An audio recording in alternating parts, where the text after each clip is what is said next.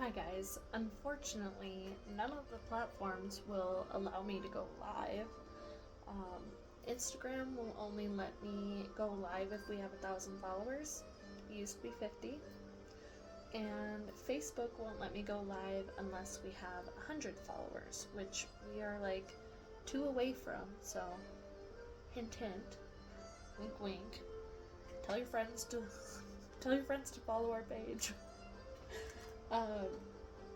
So first, I'm going to turn down the music. Hold on. Okay. So we're going to start out by taking several deep breaths and then lighting the candle and saying, thinking, or writing, I am here to harvest what is true and release what is not. I welcome clarity. I welcome courage. I welcome completion.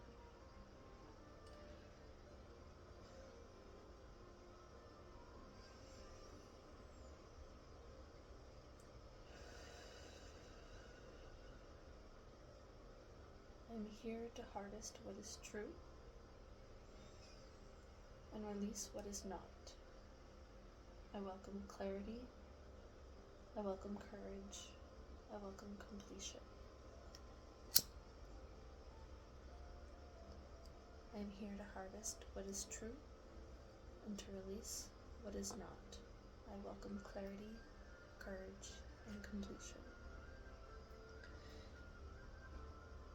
And then we're just going to kind of sit with our bowl of water and we are going to visualize standing in a vast field of our life's efforts. We are going to allow whatever has been growing in us and what we've been tending to all year to come to the surface of our awareness.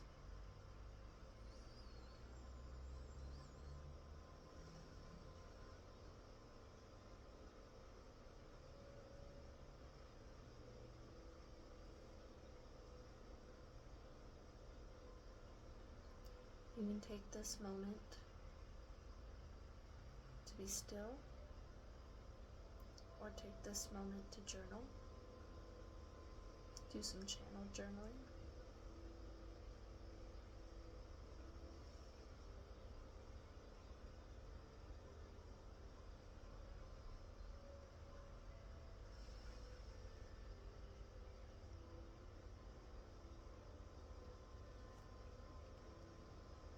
The next portion of the ritual that I was going to do live for you guys is a tarot spread for Lughnasadh. It's a 5-card spread. I am going to read this as it pertains to me, and if it resonates for you too, great. If not, it's for me anyways. But you can use your own tarot deck if you have one, and use this spread for yourself.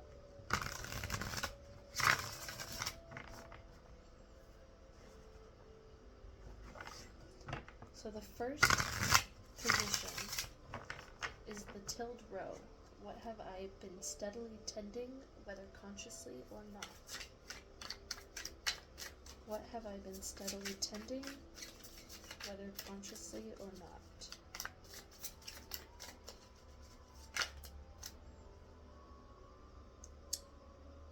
Nine of Challenges, which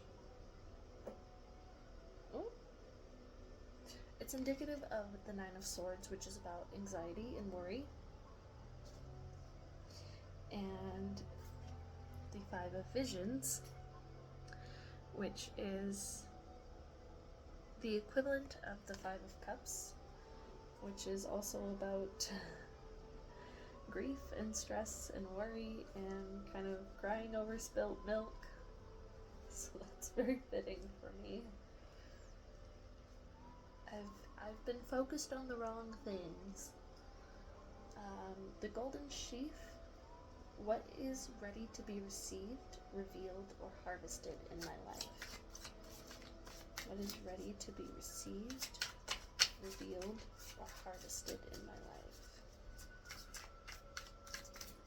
What is ready to be received, revealed, or harvested? The Seeker challenges. This is the equivalent of the Knight of Swords, which the Knight of Swords, master strategist, very confident and quick with his words and communication and thinking and discernment, very quick-witted.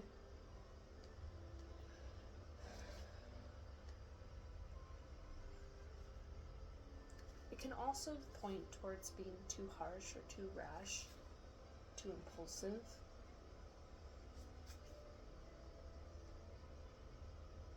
But that may just point towards my quick-witted intelligence being ready to be harvested. And then the next one is the withered vine, what no longer feeds me, even if I once relied on it. What no longer feeds me, even if I once relied on it. What no longer feeds me. Child of Spells. The Child of Spells is equivalent to the Page of Wands, which is usually about kind of exploring one's creativity and passion and exploring their own craft and their magic. But it can also speak a little bit towards hubris and not, thinking that the consequences can't touch you and that you're above the consequences, or maybe superior to others.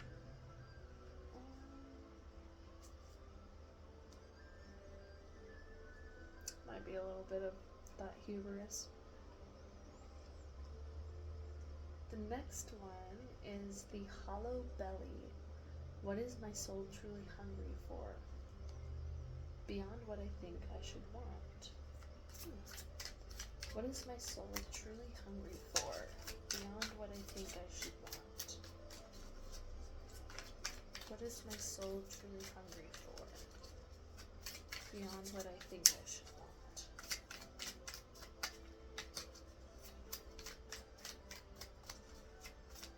What is my soul truly hungry for? Ten of Spells, which is the Ten of Wands, which is a culmination of creativity and passion and ambition. It's you can see it in the card. They're coming back from quite a wild party. So it's about connection with others, community, getting together, having a celebration, and enjoying each other's company. And that is what I crave. I do crave my community, and I am starting to find a lot more of my people. But I might need to let go of some of that superiority and hubris in order to get there. Yeah.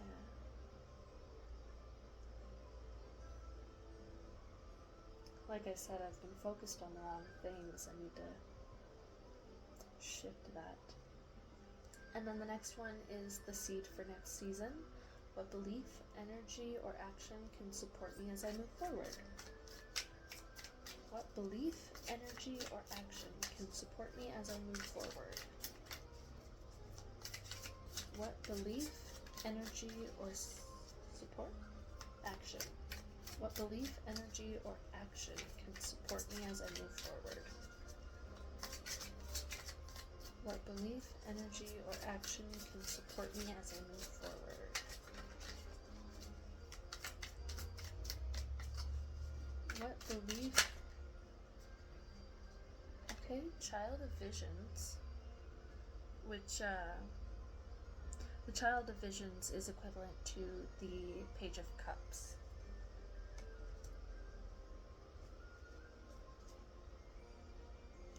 So normally I view this card as being like a little bit emotionally immature, because Cups deals in the realm of emotions and intuition, and the page kind of speaks towards this kind of child energy. If we think medieval times, the pages are the messengers, and that's the job that they could do because they didn't know a lot, they haven't experienced life, and so that's the job that they could do. With this though, you know, it's what can support me as I move forward, and I think that's the energy that can support me.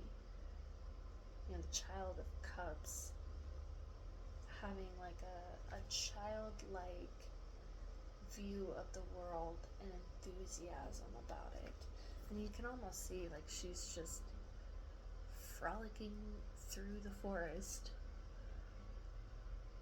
and very, very happy about it.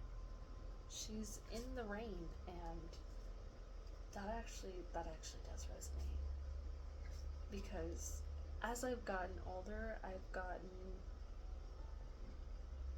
a little less into getting messy and cold, so like I wouldn't go out and jump in a rain puddle as an adult. Yet when I was a kid, that's all I wanted to do, was go barefoot and splash in some puddles.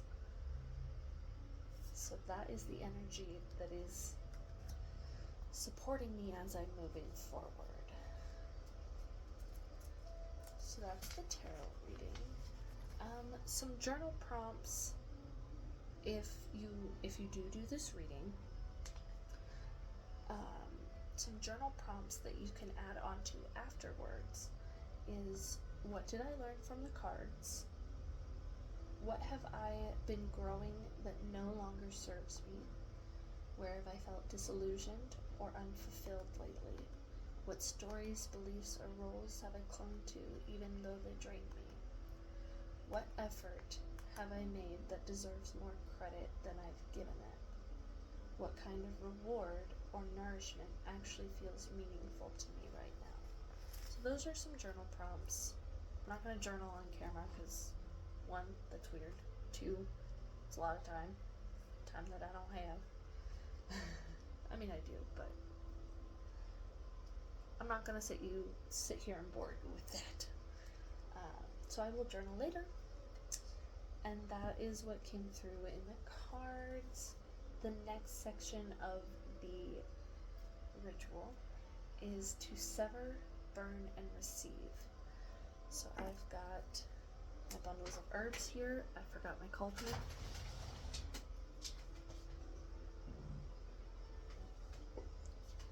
Got my cauldron. Or not my cauldron, I should say our cauldron. Doesn't just belong to me, it belongs to my mom too. We are going to cut the herbs, and this bundle of herbs, represents what's ready to be cut away. So limiting stories, old beliefs, wasted efforts, fantasies, fears, etc. Whatever needs to be cut away, whatever needs to be released, severed, go on its own little way, this is what that represents. And so we are going to cut these herbs, saying, thinking, or writing, I no longer feed what does not feed me. I sever the story that, insert whatever belief or pattern that you have. I have written on my page, I sever the story that I need to suffer in silence to maintain the illusion of peace and harmony.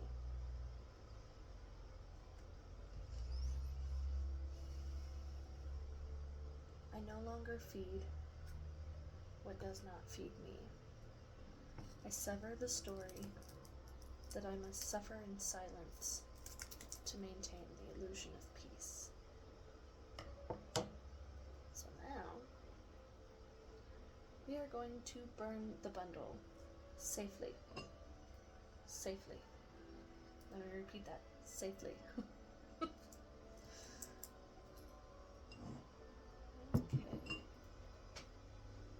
We got our fire safe container. Safe. Please be safe.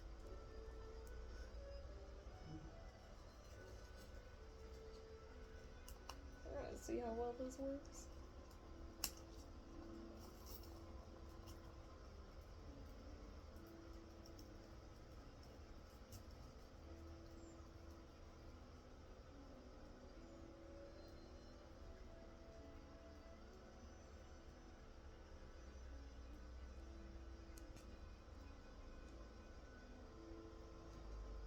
I need to light this again.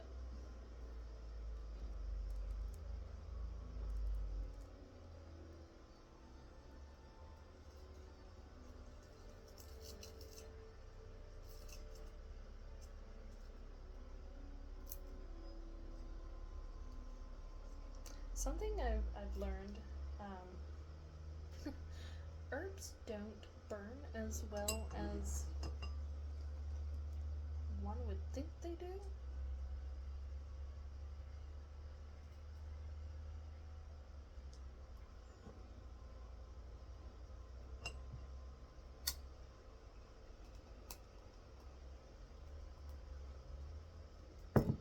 There it goes. Nice.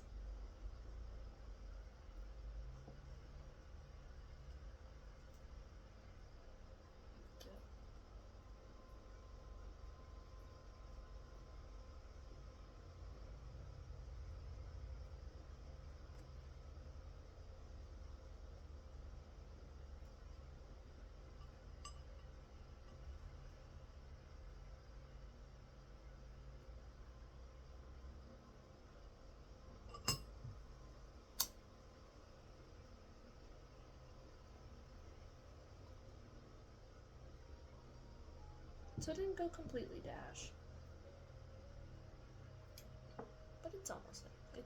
It's most of the way there. It's as burnt as it's gonna get.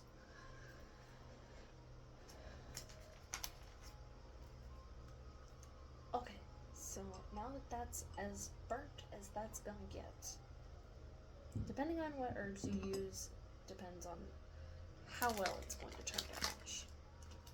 So now we're going to take whatever fruit or other harvest symbol, another baked good. I got this baked good at the farmer's market, and it is cherry and chocolate, and it's a scone. I was gonna bring like a bowl of my own cherries from home. Completely forgot to bring them. So yeah. Farmer's market came in clutch. So now we are going to hold it while visualizing all that we desire in our life. After that, we are going to say, think, or write, I receive what is meant for me. I honor the work I've already put in. May this be a season of nourishment and abundance, not just effort. I receive what is meant for me, and I honor the work that I've already put in. May this be a season of nourishment and abundance, and not just effort.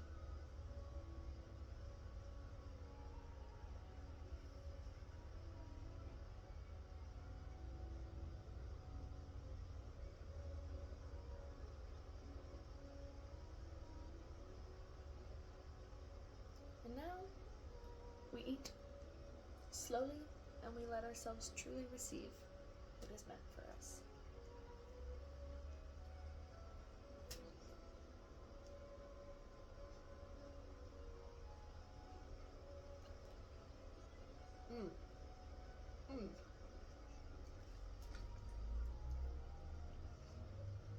Cherry and chocolate. The cherries are a little tart, but that's how life can be sometimes.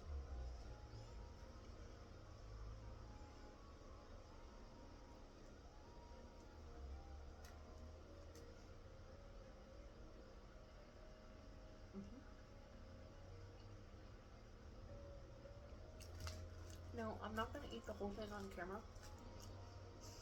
That's weird. However, I will be eating the rest later. And I will continue to let this represent all I desire in my life. Last, but very not least, we are going to close the circle by blowing out the candle, and that is going to represent the closing of the ritual. And then we're going to pour the water back into the earth. And I'm not going to film that on camera because I'm inside. And I gotta go outside to pour it back in the earth. So, we are going to hand on heart, hand on sacral, and we are going to say, think, or write.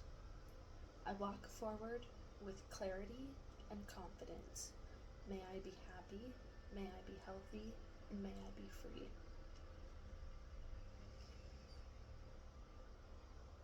I walk forward with clarity and confidence. May I be happy, may I be healthy, may I be free. I walk forward with clarity and confidence. May I be happy, may I be healthy, may I be free. And that concludes that. And when we pour our water back into the earth, we are going to say, think, or write. Let all illusions return to the soil. May truth nourish what grows next. You can do that part on your own. Alright. I hope this is a good Lughnasadh for you. Lughnasadh is the first fire feast of the Wheel of the Year, and I was actually going to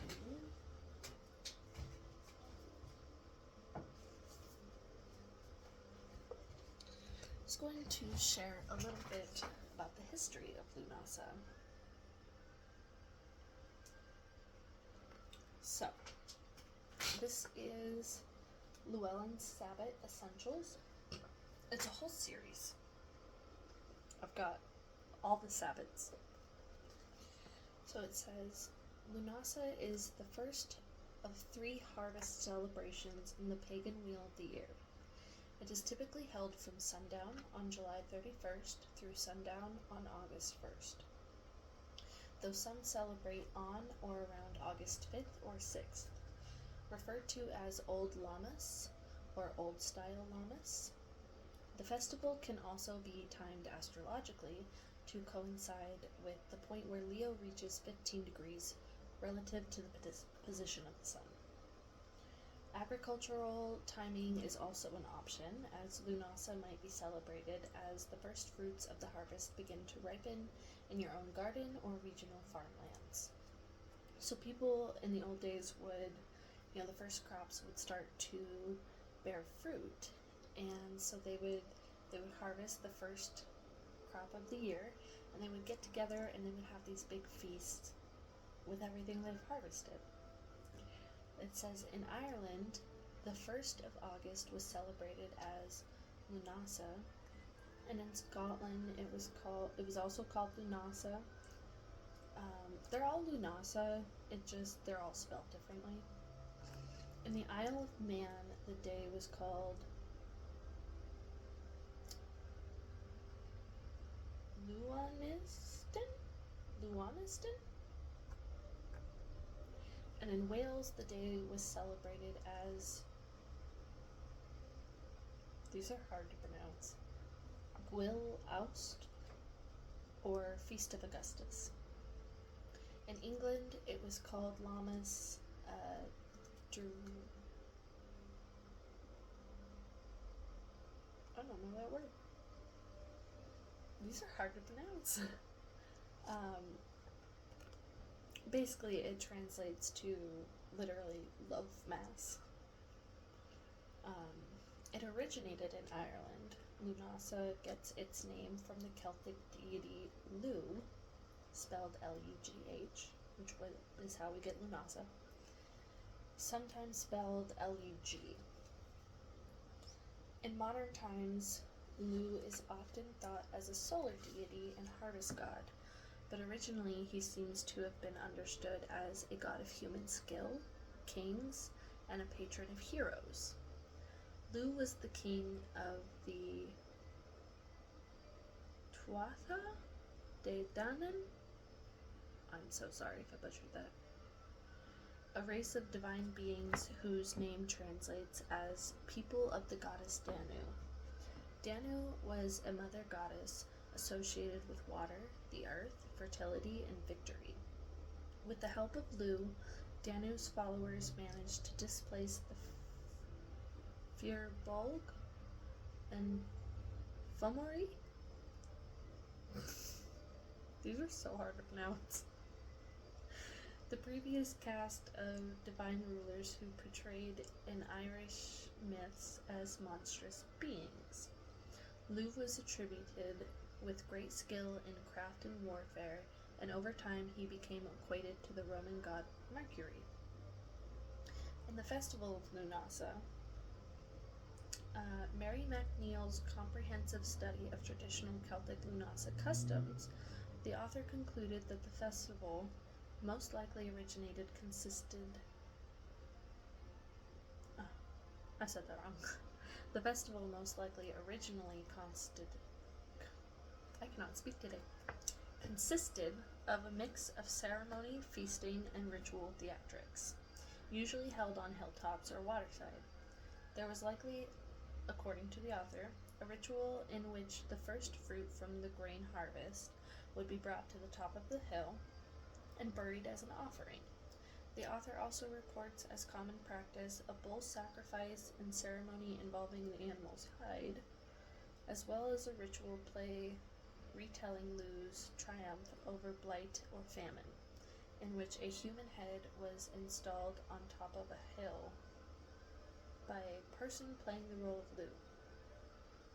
This was followed by 3 days of festivities, according to MacNeil, feasting on bilberries, sacrificial bull flesh, and the new food of the predominant crop of the harvest. Grains in early days and potatoes in later years served as a primary aspect of celebrations. Aren't we so glad we don't need sacrifices anymore? There's many ways that we can celebrate in the now, in the present. For many pagans who want to celebrate the early August Sabbath, it's often challenging to find the uniqueness of this holiday. Lughnasadh is one of 3 harvest celebrations, and as few of us do more than keep a small garden, it's easy to understand the difficulty many of us encounter in making our August Sabbath rites personally significant and meaningful in our own modern ways. While Samhain marks the 3rd harvest and end of the growing season, the fall equinox, aka Mevan, marks the 2nd harvest and the middle of harvest season. Lughnasadh happens at the very start of harvest season, marking the point where the first fruit of the land has at least reached maturity. There is more harvest to come, but right now the joy is in knowing that the harvest will come.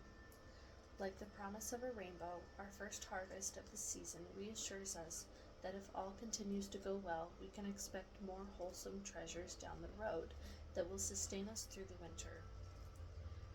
But what does that mean in our own life? It's not like you can't just run down to the store and pick up some fruit and vegetables whenever you need them. So what's the point in celebrating a harvest?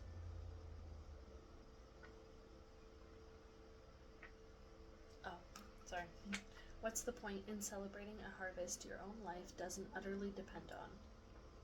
You probably already spot the fallacy in that line of thinking. Our lives do depend on that harvest, every bit as much as our agriculturally minded ancestors depended on it. We know the foodstuffs don't just magically appear at the market, of course, but if we're not personally tilling the land, planting the seeds, and tending to the crops day in and day out until harvest time, it's very easy to push that fact to the back of our minds. Considering what would happen to us if the harvest did fail and the food didn't make it to the market, can serve as a solid reminder of how much we really do depend on the earth to sustain us. Our modern lives are designed to make us feel as independent from our natural environment as possible, but it's only an illusion. The earth is our mother.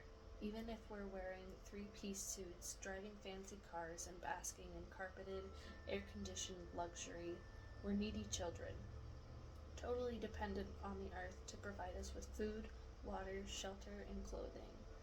Where would you be if an asteroid crashed into our planet? What would happen to you if every plant on the earth withered and died? It would be horrible. Luckily, that hasn't happened, and this is the luck. And this luck is the joy of Lughnasadh. It's the gratitude we feel for life, the thankfulness we express for our continued existence. It's the delight of seeing the first signs of effort begin to pay off. It's the beginning of the culmination of summertime's toil and what the earth has sowed. What you personally have sowed is also now in the early stages of being reaped.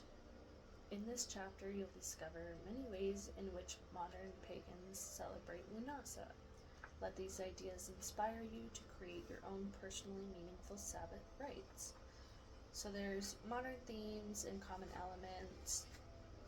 It gives information for Lughnasadh in the country or Lughnasadh in the city, different practices from different religions and traditions. So like Celtic, what did that say? Celtic Reconstructionists, Wiccans, Druids, traditional witchcraft, neo-pagan, eclectic witchcraft, Green Spirit Festival, modern gatherings and festivals.